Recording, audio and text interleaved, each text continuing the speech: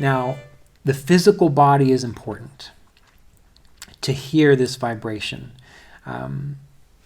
Sri Yukteswar talks about it as though it is this sound, and you are baptized within this sound. Lahiri Mahasaya, he says that even the physical body is the Om vibration. Even the physical body is an expression of this pranava, or an expression of this Om vibration. So if you can't hear it, if you can feel your body,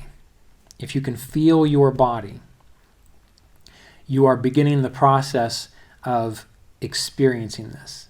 And why is that the case? Because the body, the nervous system, is a listening device. The nerves that run through your body, they bring attention back to that witnessing presence, that self. And so if you can simply feel the body, if that's all you can do at first, that is also a method of beginning to hear the Om vibration. It's just a more gross version of it, right? It's a more concrete, you can touch it, feel it. It's a more gross physical version of it. And in time, as you pull your awareness within and you're no longer distracted by all these other things, then that little sound begins to be heard. And as Sri Yukteswar describes it, it's really fascinating. This whole talk that I've done with Phil has been wonderful. There's a description in here where it talks about like John the Baptist, and how he describes that he is the voice.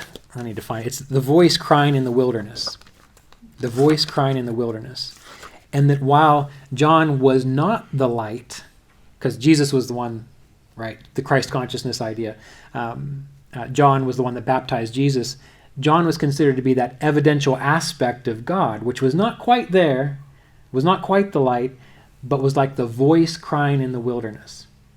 Now, when you're trying to listen to that Om vibration, doesn't it sound like a little voice in the wilderness that's like, I hear it, but now there's a lawnmower. You understand? But what happens is, by listening to that voice, remember John the Baptist, the whole idea of John the Baptist was to baptize the Christ consciousness, to bring it into experience. Well, by listening to that voice, that evidential aspect of God, it leads you to the Christ consciousness, because Jesus came next. And by listening to that voice, you eventually become baptized in the Spirit, and you eventually recognize that you are the Christ consciousness as well, but you kind of got to go through that route. You kind of got to hear it and listen, and it's like that voice crying in the wilderness, where there's lawnmowers, there's birds, there's deer making sound, there's all kinds of noise, and you have to listen hard to figure out where is it coming from. So when you're doing this process of meditating, listening, recognize it may not be easy, but eventually, just like the outdoorsman who is so in tune with nature, you hear that voice in the wilderness, and you know exactly where it's coming from. You can go right to it because you've done it, you've practiced it. You see, that is what this whole process is about: is learning to let go of all distractions, focus on what is most important, and I can't say this enough: do whatever it takes for you to do it. You can listen to people talk all day long about this meditation technique, that meditation technique. If you just do it this way, it'll work. If no one told you how to do it, how would you do it? Right? If you wanted to do something, if you wanted to figure something out, and you had no one around to tell you how to do it, how would you do it? The lucky thing is we have lots of texts, we have lots of teachers, we have lots of experienced people that can share with you what worked for them. You try it, you do it, you find out how it works for you, and then you let that be a natural expression of this inner path, this inner experience. But it is personal. It is an inner experience. Yes. When you hear the sound, are you supposed to always meditate on that? If you can hear it, every single time for the rest of your life? If you can hear it, you should go into it. Every time? Every time. Okay.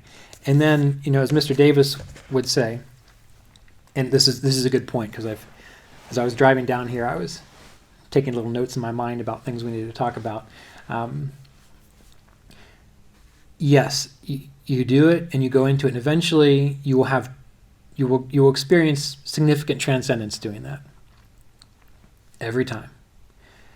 But you never want to get satisfied with an experience, which means that maybe you master this and you're doing it really well. And every time you sit down, you can be in a subway, kids can be crying somewhere, it's Thanksgiving and everyone's nuts.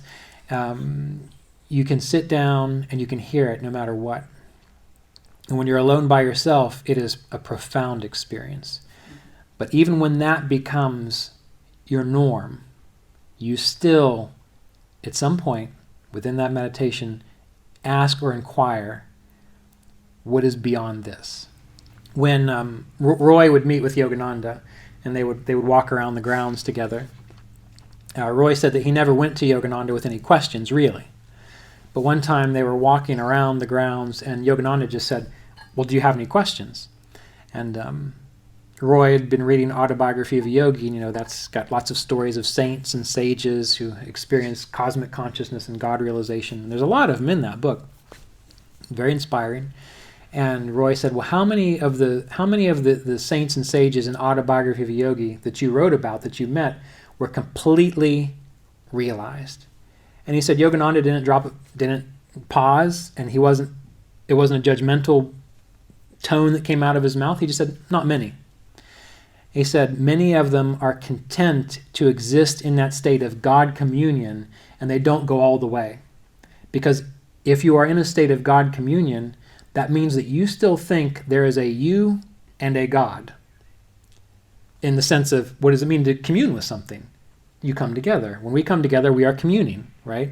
But when we come together, I still think I'm Ryan. I still think, you're John. I still think you see, I still think there's a separation. And that's a beautiful thing. Just like when you're with the most dearest person that you love, there's no reason to question that. There's no reason to go beyond it.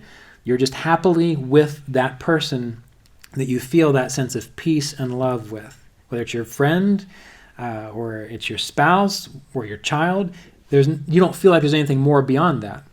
But there's still a sense of separateness.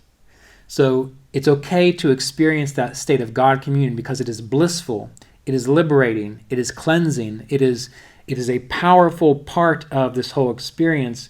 But after a while, you don't want to get stuck there because that is not the end. You then want to inquire, well, what is beyond even that?